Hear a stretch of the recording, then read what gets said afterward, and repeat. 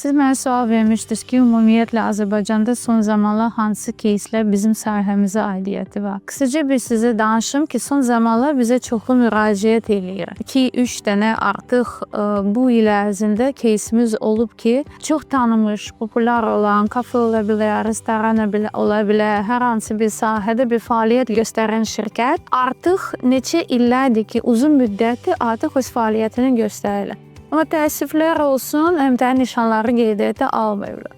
Sonra hər hansı bir üçüncü şəxs bunu bilərək tanıyaraq artıq sizin əmtənin nişanınızı götürüb və qeydiyyatını keçirir. O halda nə olur? O halda sizə müraciət olunur ki, siz artıq bu əmtənin nişanını qeydiyyata ala bilməlisiniz. Düzdür, artıq biznesiniz var, Instagram səhifələriniz var, web saytınız var, sizi Azərbaycanda hamı tanıyır. Nə etməlisiniz? Adı dəyişdirilməlisiniz. O da uyğun gəlmir. Çünki artıq tanınmış bu adla olan bir tanınmış bir şirkətsiz. O halda nə etməlisiniz? Müraciətlər olar, biz bu işə artıq araşdırırıq, danışırıq və bizim təkliflərimiz nə ola bilər? Əgər sizin hər hansı bir fəaliyyətlə bağlı təsdiq edici sənədlərdir, yenə də deyirəm, Instagramlardır, əgər hər hansı bir kafedirsə, restorandırsa, icarə müqavilələr, hər hansı bir sənəd olursa olsun. Amma siz təsdiqləyə bilərsiniz ki, sizin fəaliyyətiniz həmin bu üçüncü şəxs tərəfindən əmtənin nişanı qeydiyyatının tarixindən daha öncə olub.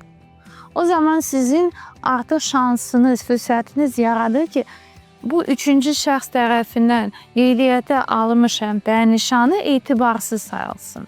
O halda mütləq şəkildə siz agentliyə müraciət etməlisiniz və sübut olan sənədlərə, təsdiq olan sənədlərə əsasən biz sənədləri hazırlayırıq və müraciət edirik ki, bu üçüncü tərəfindən qeydiyyata alınmış bir əmtənin nişanı qanunsuzdur. Bu hallar artıq çox Azərbaycanda təəssüflər olsun peyda olunur. Çünki yenə də mən qayıdıram mərhələyə ki, kiçik və orta sahiblər daha doğrusu desəm, bu işlə bağlı, bu əmtənin nişanlı və əqli mülkiyyətlə bağlı o qədər də məlumatlı deyilər deyə. Biznesi yaradırlar, inkişaf edirlər, çox məşğul olurlar və nəticədə belə bir problemlə rastlaşırlar, çünki vaxtında onu faktiki olan qeydiyyata almırlar.